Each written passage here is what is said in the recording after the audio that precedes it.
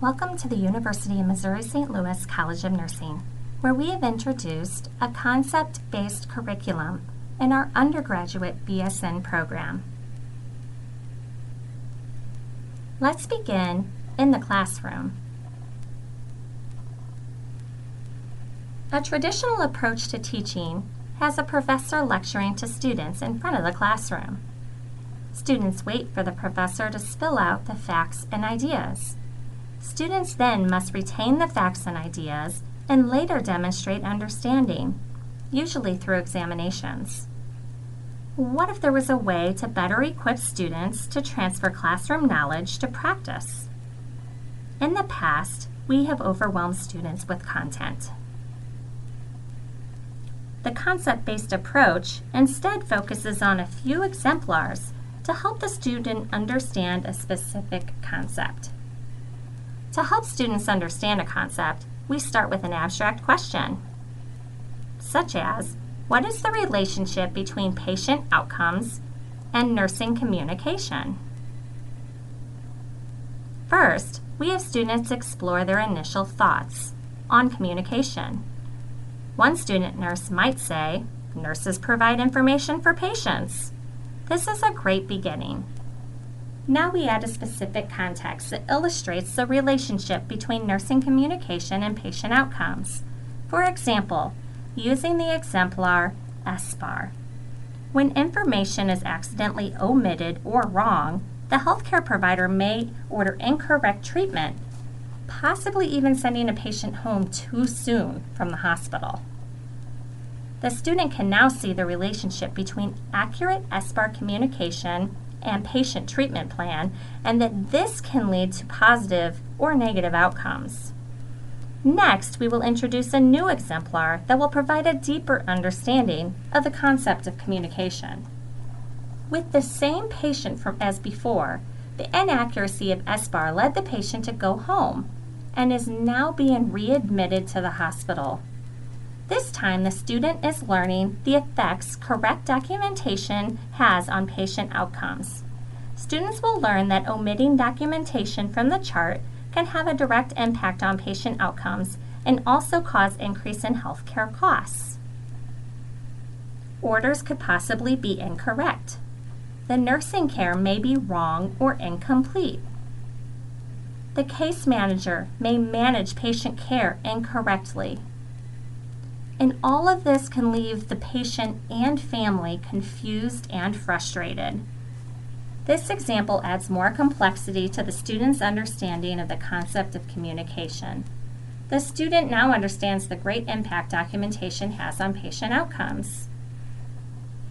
Through this process of uncovering conceptual relationships and transferring to new situations, students should start to recognize a pattern. Rather than learning individual definitions and processes, students understand communication as part of a whole healthcare system, where nursing communication has a great impact. As we provide more examples, the student's understanding grows bigger, deeper, and more complex. This ability to transfer ideas to new context is an essential skill that will allow students to be critical thinkers that use clinical judgment in the classroom and in practice. Next, we will discuss how students will use concepts in the clinical setting. Since our students have already learned about the concept of communication in class this week, they are now ready to apply this concept in the clinical setting. The traditional clinical approach usually involved one student with one patient. That student usually did full patient care, including things such as vital signs, bed bath, medications, and assessments. The concept-based approach to clinical is different. The students still have their main patient, and they do the full care on that one patient, but they're also focusing on specific concepts. Let's see what that might look like in clinical. Let's use the concept of communication. Now, depending on the level of the student, the activities are used to solidify a student's understanding. So for the student's main patient that they are caring for, they would receive and give report, document a focused assessment, practice using SBAR, and provide education to their patient. These are all things we normally see in practice with our student nurses. But in addition, they're also going to reinforce the concept of communication by doing these below things, such as practice receiving report on other patients that are not theirs, practice taking a health history on several other patients, or perhaps providing education to other patients. So how many concepts are there? At the University of Missouri St. Louis College of Nursing, we have 43 concepts that we have defined, and the students will become very familiar with these concepts. So how are we going to use multiple concepts on a clinical day? Let's say in adult health clinical, there's 3 concepts: communication, perfusion, and mobility. So in addition to the student caring for their own patient, they may also be focusing heavily on these 3 concepts that day.